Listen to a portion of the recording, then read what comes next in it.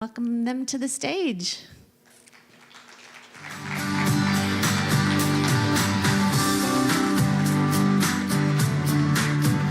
We have Caroline Murphy with us again. B.R. Lively is a musician from Nashville. He lives in Nashville. And Eric Hanson is a painter. And they are all going to share a little bit of their lives with us today. Are you guys ready? Yes. Sure. Cool. Shoot. So I am going to start with Eric, but I want you guys all to answer this question. But Eric, you get to go first on this Okay. one. What did you do before you started making a living with your art? I got my degree in graphic design in '95, and I did graphic design off and on for about, 20 years. Mainly web. The web was just coming out, I found out about it right around '95, and I did that off and on for 20 years. And back in 2001, I got laid off and ended up staying laid off for like 3 years. And so in the meantime, I did graphic design, but I also started painting a lot of murals.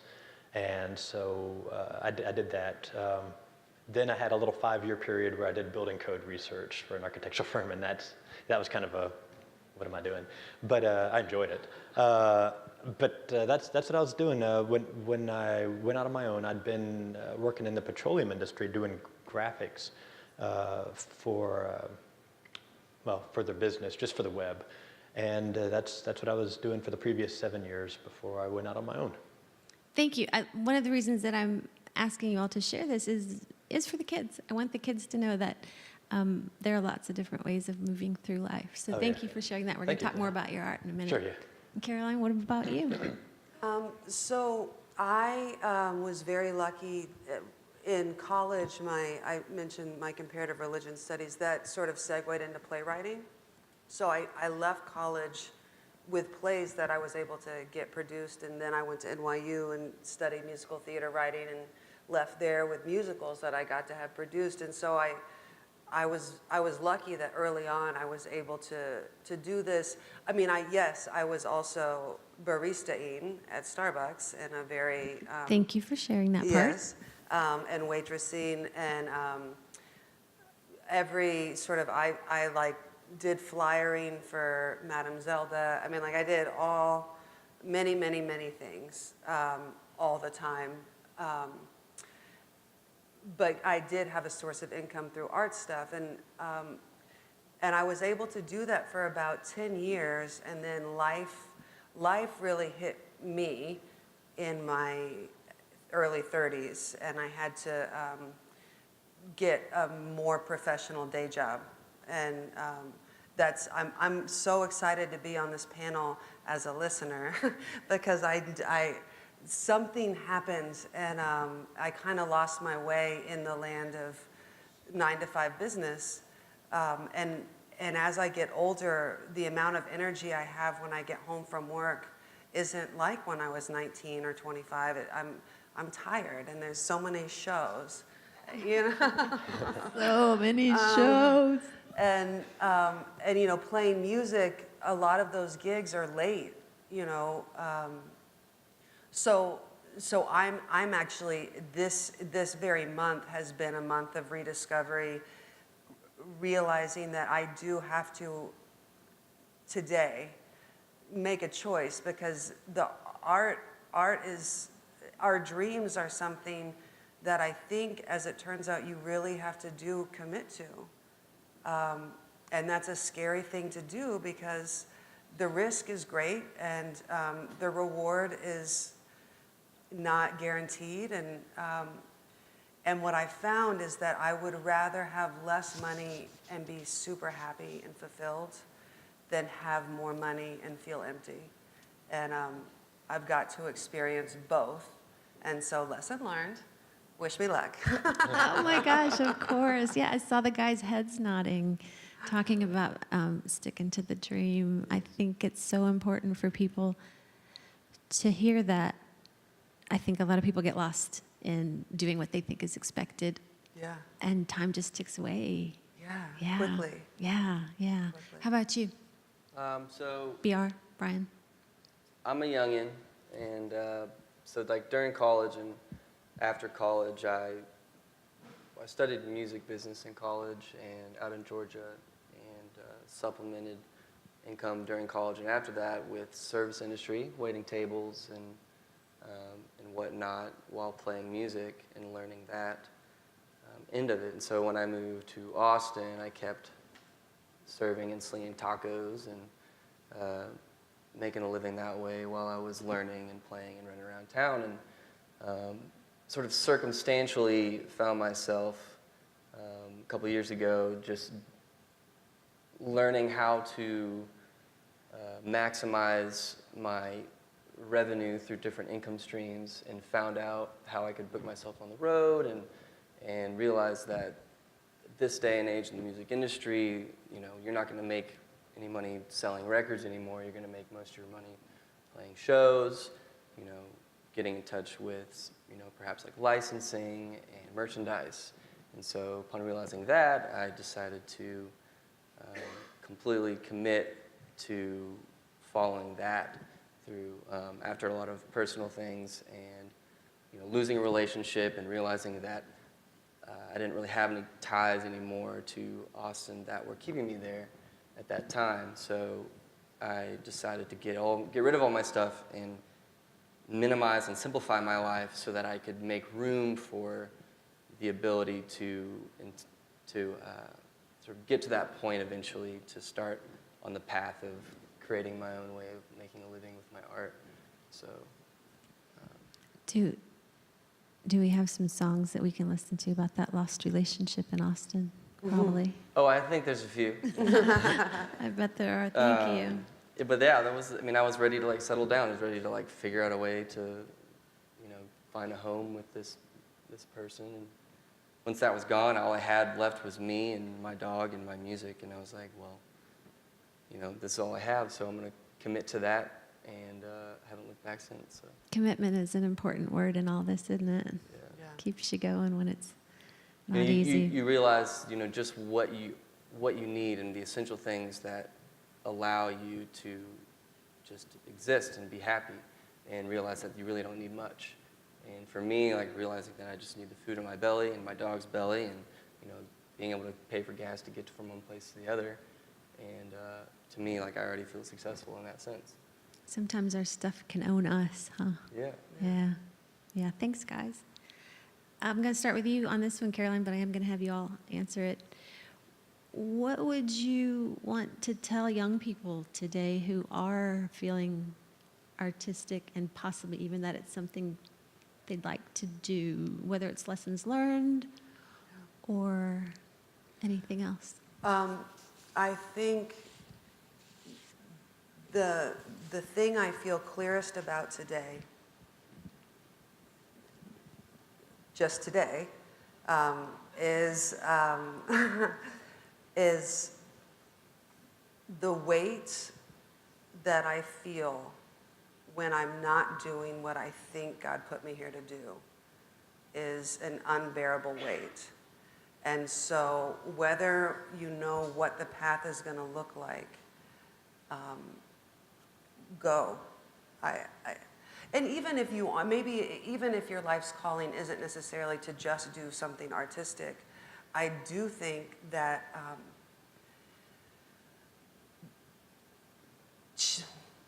the artistic process allows me to connect with the world around me and the energy around me and the divine around me and within me in a way that prayer doesn't, in a way that other things I was trying didn't. There's something magic that's indescribable when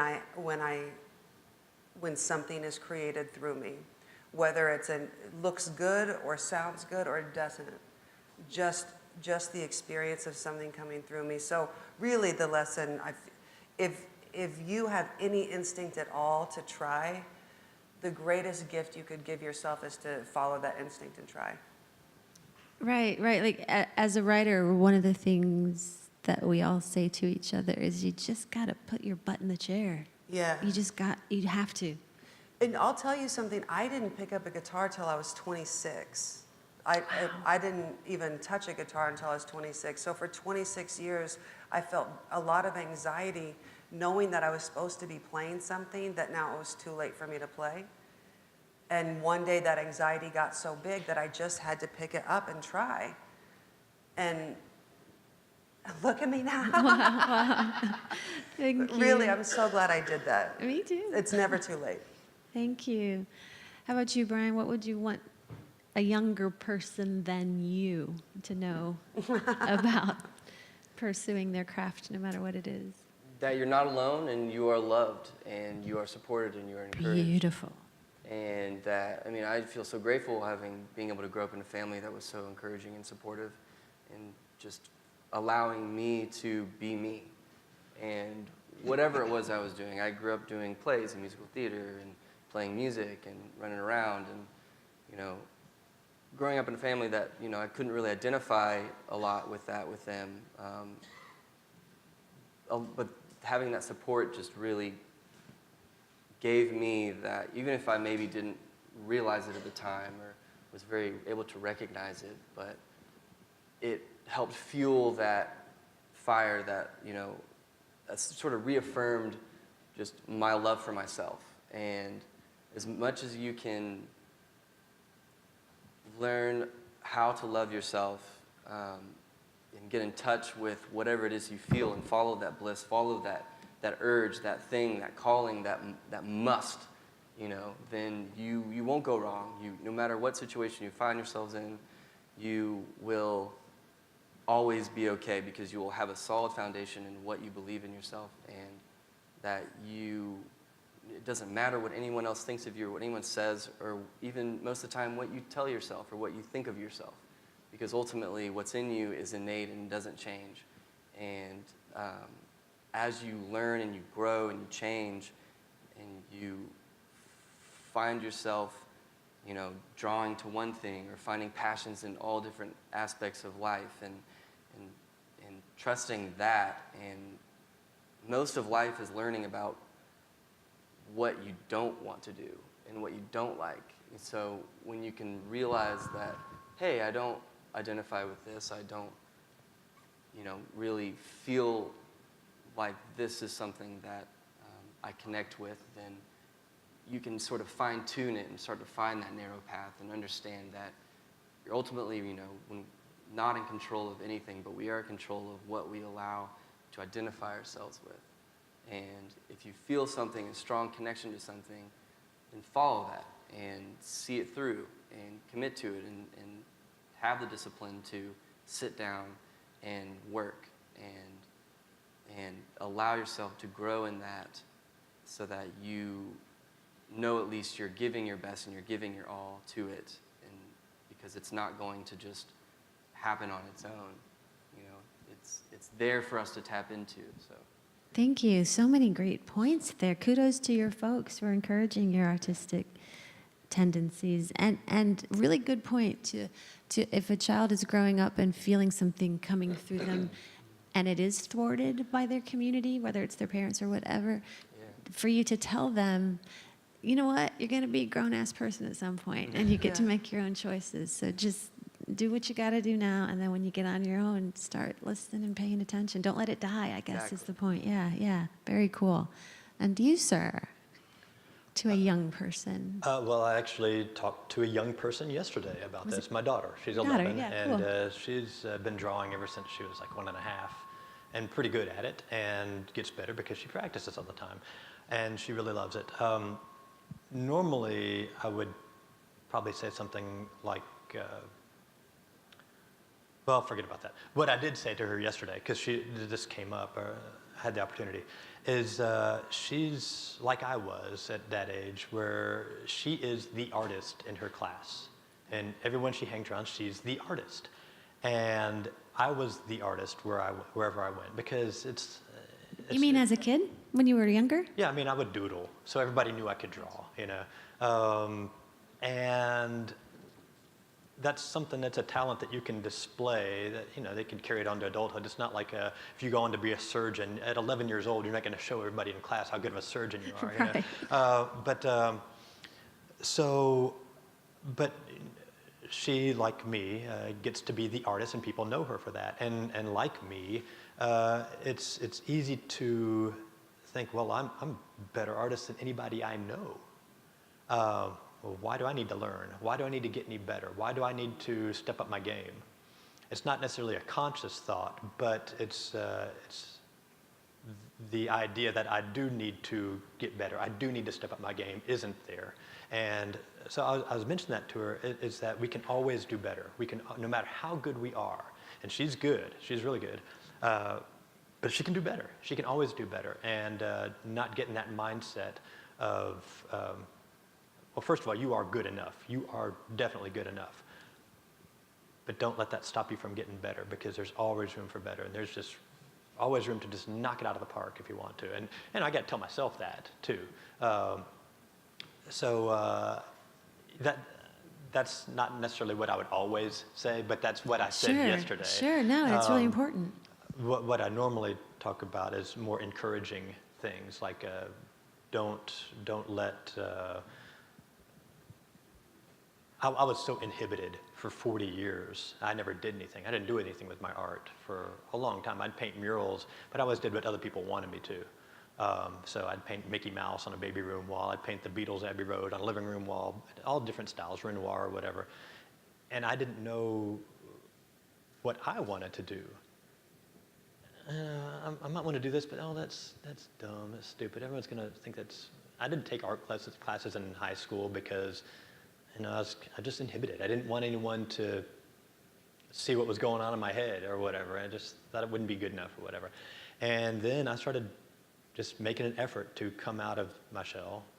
And then I was met with all this, oh, wow, that's great. Hey, can I buy that? And I'm like, sure. So, yeah. Accidental artist. Yes, and that...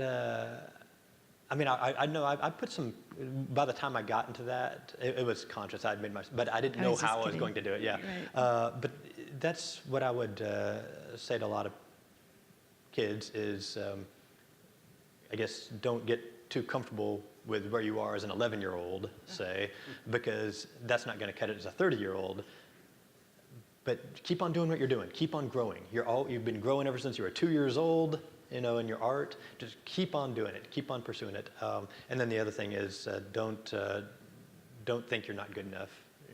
If there's always going to be someone who likes what you do, no matter how, oh, that's dumb or that's weird or whatever. No, there's going to be an audience for it. So I don't know. Cool. Fear is a strong Oh force. my gosh. Oh, Yes. gosh, we layer it on them, don't we? Yeah. Yeah. Use it. Yeah. Yeah. Yeah, thank you guys. I appreciate that. Brian, I want to ask you,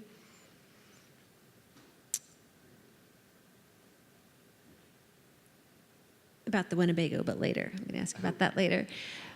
Do you think that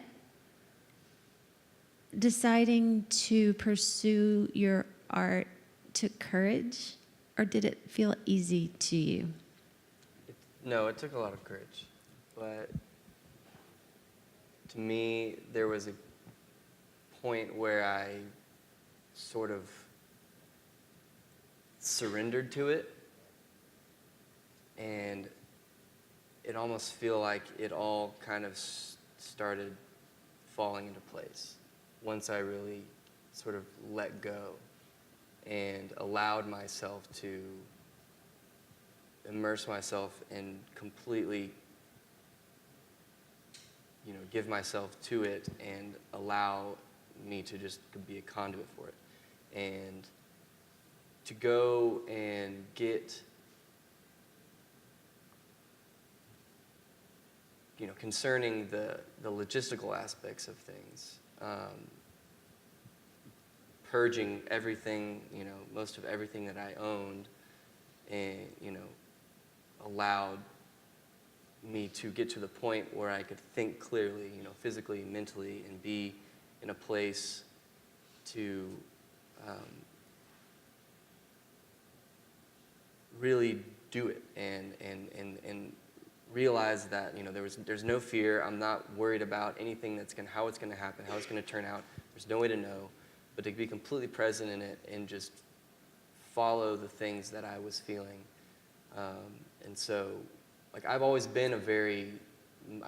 felt like I've been a doer. You know, if there's something that I am interested in, like, I want to learn a lot about it, and I want to figure out what I can do with it, and how, you know, whether it's like woodworking or songwriting, or, you know, connecting with people, or, you know, traveling, and you know, I've always felt like I've been able to be very present in that and have that self-confidence enough to bring myself out of that doubt, and, you know, having a very positive mindset. Like, I believe in the power of positivity, and just having a positive attitude about anything can really bring you through it, no matter what. Even if you're feeling anxious or you're feeling doubtful, just believing that it will all be okay, and that Right? it's huge, because Yeah. so much of our mind wants to keep us, you know, wants to either be fixing something or dwelling on something, and it's bored in the present. So if we can be present and we can be clear enough to notice how we react and how we relate to everything. And for me, I found that when I could, you know, I wasn't in a relationship, all I had was my music and my family, my relationships, and the things in me that I found were just essential to my core being, and my relationship with God, and my relationship with my dog, and just the things that for me were a core foundation for, you know, something that I could rely on, something that I knew that I could utilize to set a foundation that allowed me the ability to have that courage to just surrender to it. So. Thank you. Yeah, the fear and doubt are loud, aren't they? Yeah. And even not just in your head, but from people around you that like to talk about how it's not possible. And it does take courage to go against the system or what everyone else is telling you can't happen. Well, you can't compare yourself to anybody else. So important. You should only compare yourself to who you were yesterday. So important. And you know, one thing I've learned, that the voices in our heads and in our hearts, the things that you can feel. And when you are in a place of making a decision between two things, if you just think about one of them for a few minutes and think about how it feels, and think about the other one for a few minutes and think about how it feels, it usually gets pretty clear which one serves you best.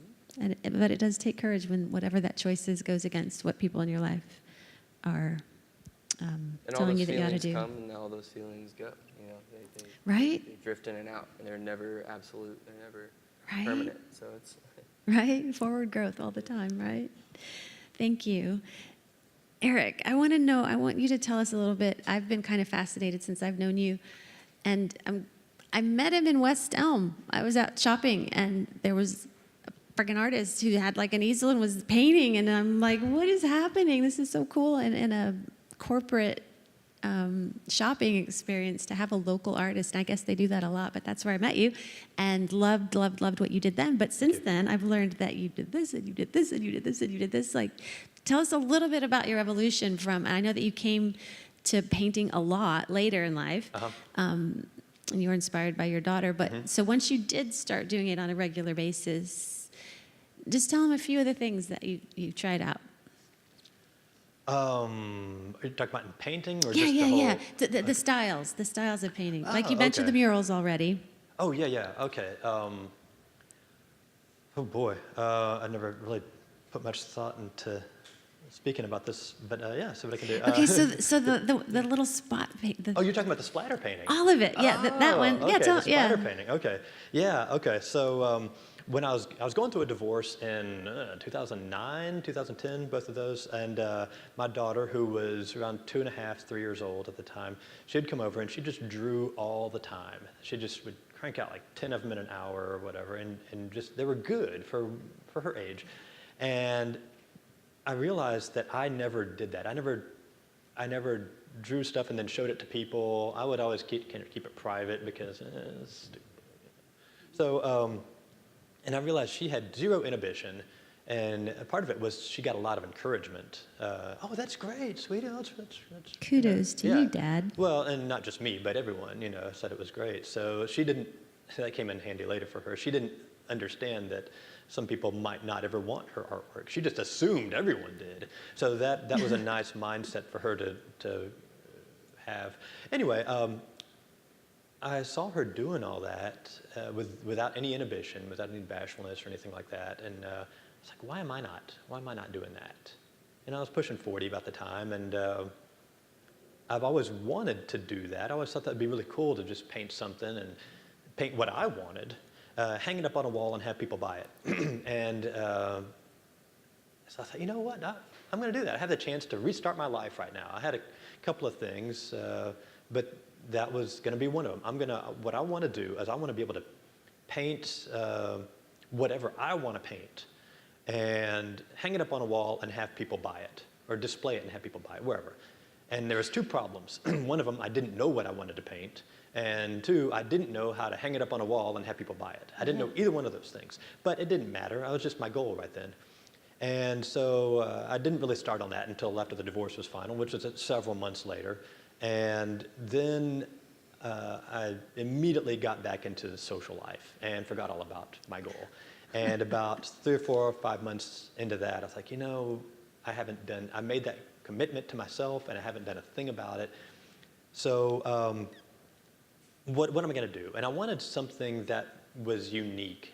I didn't want to just paint one thing one day, another thing the next day, and another thing the next day, and then have it be, as far as anybody knew, as 3 different artists. I wanted something that You wanted your style, the Eric Hansen style. Like a, I don't know, Kid and Play. He's the guy with the hair like that. That's how you recognize him. That's a really dated reference. But you show up with a haircut all the time or whatever, and that's you. Okay. But I wanted something where people look at my paintings and they go, "Oh, that's Eric Hansen."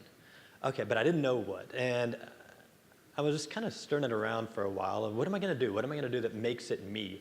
And I remember a couple of times getting ready for work in the morning. I'd be in the shower and had glass doors, and they'd fog up, and I'd get water in my hands and just do that, and it'd make some splatter on the door. And I thought, just out of laziness, I said, that'd be cool if I could just flick paint and have it be something. Not random stuff, but actually be something. And basically, I just didn't want to pick up a brush. That was just me being lazy, and I wasn't serious about it.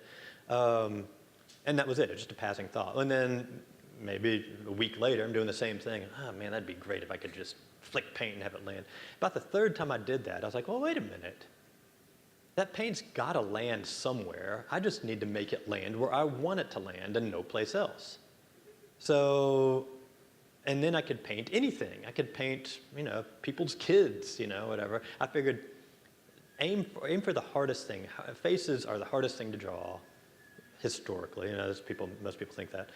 So how would I paint faces in just flicks of paint with no brush strokes? And I won't tell how I did it, but I spent about a month turning it over in my head and combined a couple of completely unrelated projects that I'd done 8 years and 15 years previously. And thought, oh, wait a minute, I think that'll work. So I took a shot at it. I did a proof of concept of my daughter, all in flicks. There's nothing but hand flick paint in there. And when I was done, I thought, oh, that's all right. I'm happy with that. I'm going to put it to Facebook. And within a day, I had 3 commissions. And I'm like, yeah, all right, yeah, I think I'm going to stick with this. So, and what I found out later is when I wanted to do architecture, like Dallas architecture, which is what I do now, local landmarks, is that to do it in splatter paints, you have to do it really big for it to work. Right. So the faces were not the hardest thing. I Gotcha. found that out later. But yeah, I did that. A lot of what I do starts out with how can I do something, how can I accomplish something while being lazy? That's how I think of a lot. I don't believe No. that. Well, the whole splatter painting was, I don't want to pick up a brush. I just want to flick something in. Well, it turns out it's a lot of work to do that. But the initial thought was one out of laziness, and that's how I get started. Shower inspiration, Yes, Eric. That's what we have Yeah, here. that was That probably is the so most cool. literal little shower inspiration. I love that. And that's kind of what I wanted to get out there for kids. I wanted them to know that you started with this incredible splatter painting. You just flung it out there and it looked like something. And then you did do the murals. And there are murals in Dallas that you can go see of Eric Hanson's. And now you are doing the landmarks. Yeah. Now, I think you said recently you're getting ready to shift again. But right now when I see an Eric Hanson, I know it's an Eric Hanson. I'm shifting my style a little bit so I can scale it up. But that's growth, Yeah, right? I mean, yeah. that's what we do, right? Yeah. It'll Is still move should be forward recognized. and change and all of that. With Yeah. the splatter painting, by the way, sometimes I'll show these splatter paintings to strangers, like at West Elm or whatever. And I have on more than at least three occasions, I'll show this painting of a kid that I've done for somebody, and I just have it on my phone, and they'll go, "Hey, is that?" And they'll name the person. Oh, wow. And I'm like, well, first of all, how do you know? How do we have a connection? But you recognized. That's pretty You cool. recognized some person that you didn't know you're going to see from my splatter painting. That's very I tell cool. people it's not going to look kind of like your kid. It's going to look just like your kid. That's really So, affirming. Very cool. Yeah, it's really nice. Well, Eric, if somebody wants your work, how do they find you? Oh, I'm at erichansonartwork.com. Everything about Facebook, Instagram, website is all Eric Hanson Artwork. Eric with a C, Hanson with an O-N, all one word, Eric Hanson Artwork. And You do take commissions, I think I just heard you yeah. say. Awesome. I do, yeah. Very cool. Thank you so much for being here with Thank us you. Thanks today. for inviting me. And Caroline, I think you have some exciting news in 2018. Is that right? I have Artistically? my first studio album is coming out, so that's Her first really studio exciting. album is Yeah. coming out this year, guys. Yeah, and how will people find it? Like I'm on Facebook as Chill Murphy. It's really C Hill, but whatever. Chill She's Murphy. apologizing for her And- social media handle. And then I'm on Facebook as Caroline Murphy Music also, specifically. And then I'm on Reverb Nation. I'm still, if you Google Caroline Murphy Music, I think you'll be able to find your way Cool. to it. And are It's you the music touring? too. Can we see you live? So that's, no, but. Not yet? Well, I was doing that quite a bit and playing out a bit, a lot, and I didn't have a studio album to sell. I just had demos, and I felt like it's hard to go out with no with no product, and if you're trying to earn a living. So I've kind of put the touring on hold for the most part until this CD's ready. Gotcha. So I can take it with me. Cool. Yeah, we were talking earlier. She and I both saw a sunset today, and that's not common No, it's very rare. It's for very an rare. evening musician kind of person. And Yeah. how about you? How can we find you, sir? Just brlively.com, brlively.com. pretty much across the board. Or they might see you driving around in Joni. what? Yeah, 91 Winnebago, that's parked outside. He gives tours, I hear from his sister-in-law. Okay, guys, thank you so much Thank for you. being Thank here you. with us today. Awesome. Really appreciate it.